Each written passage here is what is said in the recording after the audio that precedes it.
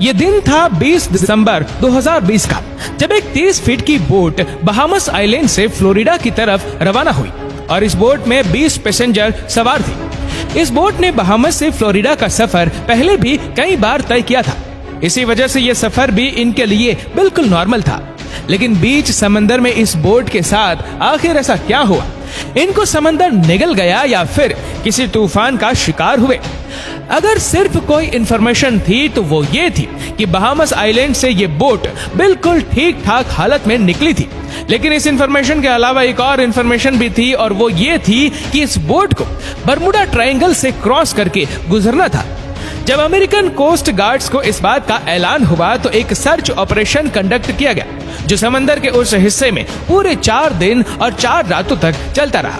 लेकिन मजाल है कि उस बोट का एक भी हिस्सा मिला हो। आप सबने बरमुडा ट्रायंगल की कई स्टोरी सुन रखी है। बरमुडा ट्रायंगल समंदर का एक बहुत बड़ा हिस्सा है जो असल में अटलांटिक ओशन में पाया जाता है।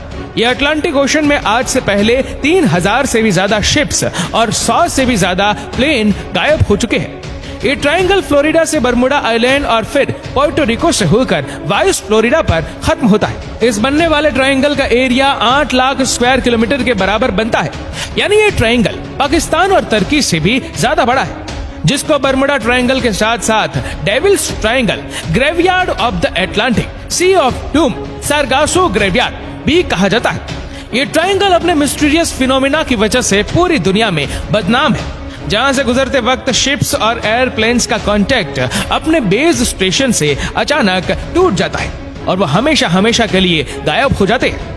अभी तक शिप्स और एयरप्लेन्स की एक बहुत बड़ी तादाद इस ट्रायंगल में गुम हो चुकी है। आज तक इनमें से सिर्फ चंद शिप्स और एयरप्लेन्स का मलबा रिसर्चर्स को समंदर के बॉटम से मिला है। आखिर बरमुडा ट्रायंगल में कुछ तो एबनॉर्मल जरूर है, जिसकी वजह से ना तो ये बड़ी से बड़ी कार्गो शिप्स को छोड़ता है और ना ही किसी जहाज को। यहाँ पेश आने वाली एबनॉर्मल एक्टिविटीज का एक्चुअल रीजन रिसर्चर्स को आखिरकार मिल चुका है। ये मामला शुरू हुआ था साल 1881 में। 210 फीट लंबे इस जहाज को एलन ऑस्टिन कहा जाता था, जो न्यूयॉर्क से लंदन जा रहा था। लेकिन रास्ते में एलन ऑस्टिन के कैप्टन को बरमुडा ट्रायंगल के एरिया के पास एक अनजान जहाज दिखता है, जिसमें कोई भी इंसान का नाम और निशान तक नहीं था। एलन ऑस्टिन उस जहाज में अपने जहाज में से 5 से 6 लोगों को बैठा देते हैं और साथ साथ दोनों जहाज को लेकर चलते हैं। लेकिन जैसे ये दोनों जहाज बरमुडा ट्रायंगल से गुजरते हैं कि तूफान शुरू हो जाता है। अचानक इस तूफान में दोनों जहाज बरमुडा ट्रायंगल में गायब हो जाते हैं। 4 मार्च 1918 जब यूएसएस साइक्लॉप्स जहाज वेस्ट इंडीज बाल्टीमोर वाशिंगटन से ब्राजील की तरफ रवाना हो रहा था, जिसमें 306 लोगों के साथ साथ 11,000 टन मैंगनीज भी मौजूद था। यह जहाज उस टाइम पर दुनिया का सबसे बड़ा जहाज माना जाता था। लेकिन ये जहाज जैसे ही अटलांटिक ओशन के बरमुडा ट्रायंगल में आया, वैसे ही ये जहाज गायब हो गया और इस तरह ना ही कभी 306 लोगों के साथ साथ 11,000 टन मैंगनीज का कभी पता न चल सका।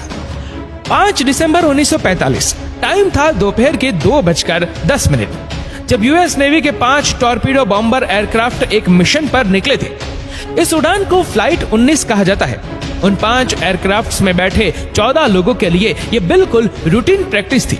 लेकिन बरमुडा ट्रायंगल के एरिया में आते ही यूएस नेवी के रडार से 5 टॉर्पीडो बॉम्बर 7:04 पर अचानक गायब हो गए, और वह भी एक साथ, क्योंकि उस वक्त वर्ल्ड वॉर 2 को खत्म हुए सिर्फ चंद महीने ही गुजरे थे। इसी वजह से यूएस नेवी का शक था कि शायद किसी दुश्मन ने उनके एयरक्राफ्ट्स को गिरा दिया है। उनकी तलाश में एक और नेवी एयरक्राफ्ट भेजा गया, जिसका नाम था search and rescue Mariner aircraft, जिसमें 13 लोग शामिल थे। लेकिन हैरत अंगेज तौर पर वह भी बरमुडा ट्रायंगल के एरिया में आते ही रडार से गायब हो गया। और इस तरह ना ही कभी उन 5 बॉम्बर एयरक्राफ्ट्स का और ना ही उस रेस्क्यू जहाज का कभी पता चल सका। यही वो हादसे थे जिसके बाद दुनिया भर में बरमुडा ट्रायंगल को खौफ की निगाहों से देखा जाने लगा। लेकिन इस वाकया से तकरीबन 10 साल पहले कुछ ऐसा ही सीन एक और प्लेन के साथ हुआ था, लेकिन खुशकिस्मती से वह अपनी जान बचाने में कामयाब हो गए थे। 19 साला ट्वेंस जॉर्ज और डेविड चाइल्ड अमेरिकन नेवी में ऑफिसर थे। अचानक इनको अपने वालिद की मौत की खबर मिली, तो इनको एक प्राइवेट एयरक्राफ्ट में बैठकर अपने होम टाउन जाना पड़ा। अभी जहाज